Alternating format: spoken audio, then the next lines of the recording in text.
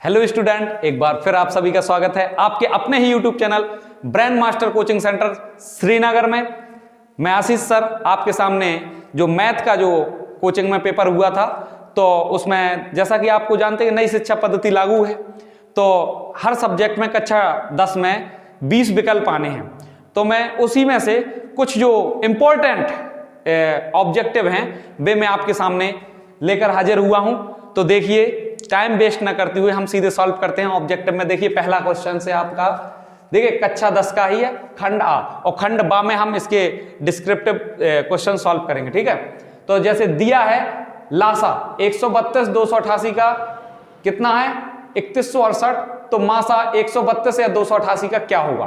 पहला ही क्वेश्चन था। कुछ बच्चों ने बहुत ही ज्यादा इसको छोड़ दिया है, मतलब इतना आसान क्वेश्चन छोड़ दिया, उनके भी नंबर कट गए हैं। तो हम आपको बताते हैं कैसे इसे सॉल्व करना। देखिए, अब कभी भी एग्जाम में ऐसा क्वेश्चन आए तो आप लोग चुटकियों में सॉल्व करोगे, चुटकियों में। देखिए कैसे, जैसे दो संख्याओं का क्या दिया लासा, तो आपने कक्षा 6 7 8 की मैथ में पढ़ा होगा कि दोनों संख्याओं का गुणनफल, यानी पहली संख्या, एक सूत्र पढ़ा होगा, पहली संख्या गुणे दूसरी संख्या, पहली संख्या गुणे दूसरी संख्या बराबर होता है लासापा गुणे मासापा, यानी लासा गुणे मासा। ये आपने सूत्र पढ़ा होगा, मासापा। ठीक है, तो इसमें पहली संख्या क्या है 132 यानी 132, और दूसरी क्या है 288 यानी 288, इज इक्वल टू एलसीएम क्या है इन दोनों का 3168 यानी 3168 क्या है इसका एलसीएम। और क्या निकालना था आपको, मासापा आपको निकालना था, एचसीएफ निकालना था। तो सिंपल सा है, आप दोनों संख्याओं के गुणनफल में अगर लासा से भाग दे देंगे तो क्या निकल आएगा आपका, मासापा निकल आएगा। क्या निकल आएगा, मासापा निकल आएगा। वही आपको क्या है इसमें निकालना था। तो देखिए, इन दोनों को काटिए, किससे कटेगा ये, इसका 132 का इसमें भाग दीजिए और इसको काटने पर देखिए क्या आएगा। पहले छोटे से काट दो, 4 से काट दो, 4 सते 28, क्या बचा 3 36, 4 नम 36, 4 दूनी 8, 4 से ये कट जाएगा, 4 सते 28 और 4 दूनी 8, 72। और देखिए 72 एकम 72, क्या बचा यहां पर फिर 72, 72 एकम 72, 11 से इसे काटेंगे, 11 एकम 11, क्या बचेगा 2, 22, 11 दूनी 22। तो क्या आया फाइनली आंसर हमारा, मासापा बराबर कितना आ गया हमारा 12। तो कहीं क्या 12 ऑप्शन में है इसके पहले, तो option number D, option number D क्या होगा इसका सही होगा। इसी प्रकार देखिए दूसरा क्वेश्चन, के किस मान के लिए समीकरण 3x माइनस वाई प्लस 8 बराबर 0 और 6x माइनस के वाई इज इक्वल टू यानी माइनस 16। तो यानी कह सकते हैं 6x माइनस के वाई बराबर माइनस 16। अगर रेखाएं क्या हो, संपाती रेखाएं हो, संपाती मतलब समझ रहे ना, एक के ऊपर एक, और संपाती रेखाएं होते हैं तो इनके अनेक हल होते हैं। क्या होते हैं, अनेक हल होते हैं। ये होती हैं संपाती रेखाएं। और एक रेखा के समांतर अगर कोई रेखा है, ये क्या होती है, समांतर रेखाएं होती हैं। जब समांतर रेखाएं होती हैं तो कोई हल नहीं निकलेगा, और जब प्रतिच्छेदी रेखाएं होंगी तो एक अद्वितीय हल होता है। क्या होता है, एक अद्वितीय हल होता है। आप लोगों ने पढ़ा होगा। ठीक है, देखिए मैं आप लोगों को ज्यादा टाइम वेस्ट नहीं करूंगा। ठीक, तो इसके बाद दूसरे पे हम चलते हैं। क्या है, रेखाएं कैसी हैं, संपाती हैं। जब रेखाएं संपाती हैं तो आपने पढ़ा होगा क्या आएगा, a1 बटे a2 बराबर b1 बटे v2 बराबर c1 बटे c2। ऐसा क्यों, क्योंकि रेखाएं संपाती हैं। रेखाएं क्या हैं, संपाती हैं, इसलिए ऐसा होगा। ठीक है, अब a1 b1 c1 या a2 b2 c2 के मान कहां से आएंगे, तो हमने आपको डिस्क्रिप्टिव क्वेश्चन में बताएंगे कि इनकी तुलना कर देंगे हम व्यापक समीकरण से। देखिए, एक जैसे ये है 3x माइनस वाई प्लस 8 बराबर 0 जो है समीकरण नंबर 1, ये हुआ। तो समीकरण की तुलना, समीकरण 1 की तुलना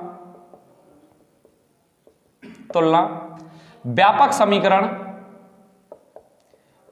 समीकरण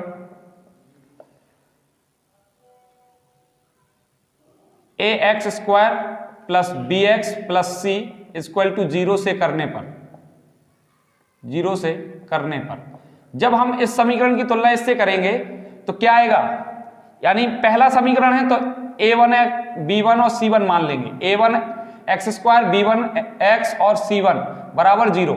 तो a1 की जगह कितना लिखा 3, तो a1 की जगह क्या आएगा 3, ऐसे b1 की जगह कितना है, देखिए जिसके गुणा में कुछ ना हो तो वहां उसके गुणा में क्या होता है 1 और चिन्ह सहित आता हमेशा, तो क्या आएगा b1 का मान क्या आएगा माइनस का 1 और c1 का मान प्लस का क्या है 8, तो 8 आ जाएगा। इसी प्रकार इस वाले समीकरण की तुलना करेंगे आप किससे, a2x स्क्वायर b2x और c2 से जब तुलना करेंगे तो a2 का मान कितना आ जाएगा यहां पर 6 और b2 का मान माइनस का k और c2 का मान ये देखिए माइनस के 16 जब इस तरफ आएंगे ना तो प्लस के हो जाएंगे, तो कितना आ जाएगा प्लस का 16। यहां तक कोई दिक्कत है, यहां समझ में आया नहीं आया, यहां पर बना दूं कैसे बनेगा समीकरण, देखिए 6x माइनस का ky, ये माइनस के 16 बराबर के इस तरफ आएंगे तो प्लस के 16 बराबर 0, ये बनेगा आपका समीकरण नंबर 2। जब तुलना करेंगे आप दूसरे से तो a2 का मान आएगा 6 और b2 का मान आएगा माइनस के और c2 का मान आएगा प्लस का 16। अब ये वाला आपको यूज करना है क्योंकि रेखाएं समपाती हैं। तो देखिए a1 का मान 3, a2 का मान 6 बराबर b1 का मान कितना है, ये b1 माइनस है, b1 का मान क्या है बराबर है -1, बात समझ में आ रही। तो b1 का मान कितना है -1 और b2 का मान माइनस का k बराबर कितना आएगा, c1 का मान इतना आएगा। अब बराबर है सब, किसी से भी तुलना कर दो, ठीक है, बात एक ही है। ये भी आपका 1/2 है, ये भी 1/2, सब बराबर है कि नहीं है। तो हम चाहे ये कर दें 3 एकम 3, 3 दूनी 6, 8 एकम 8, 8 दूनी 16, तो चाहे 1/2 बराबर क्या आ गए 1/k, कैची गुणा कर दे आप, k का इस तरफ 2 का इस तरफ, तो k बराबर कितना आ जाएगा 2। k के किस मान के लिए संपाती होंगी 2 के लिए, कहीं ऑप्शन में है इक्वल टू c ऑप्शन में आपका है। देखिए तीसरा सवाल, बिना देरी करते हुए तीसरा देखिए 1/, यहां सॉल्व करे दे रहा हूं, 1/x स्क्वायर प्लस का 5 बराबर 1/9, ठीक है, इसको सॉल्व करना है तो कैंची गुणा कर ले, 9 का इस तरफ इसका इस तरफ, तो इसका इस तरफ गुणा करेंगे तो x स्क्वायर प्लस का 5 आ जाएगा बराबर 9, ठीक है, जे उस तरफ जाएगा तो माइनस का हो जाएगा, तो x स्क्वायर बराबर 9 माइनस 5, तो x स्क्वायर बराबर क्या आएगा 4, जब स्क्वायर इस तरफ से अलग होगा तो √4 का मान बाहर निकालेंगे तो +-2, और +-2 किस ऑप्शन में है, ऑप्शन नंबर बी, ये आपका सही हुआ। यदि द्विघात समीकरण mx square plus 3x plus 2 बराबर 0 में x का मान 2 या -1/2 रख दिया जाए तो m क्या होगा, m का मान क्या होगा, बिल्कुल आसान था। देखिए इसमें x का मान कितना रखना है 2 या -1/2, तो आप 2 रख दीजिए, जैसे 2 का स्क्वायर प्लस 3 गुणे 2 प्लस का 2 बराबर 0।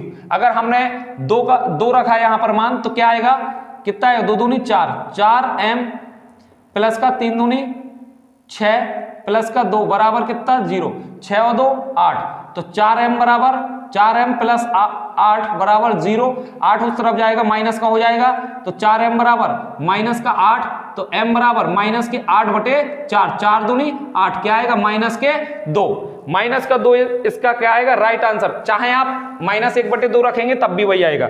इसके बाद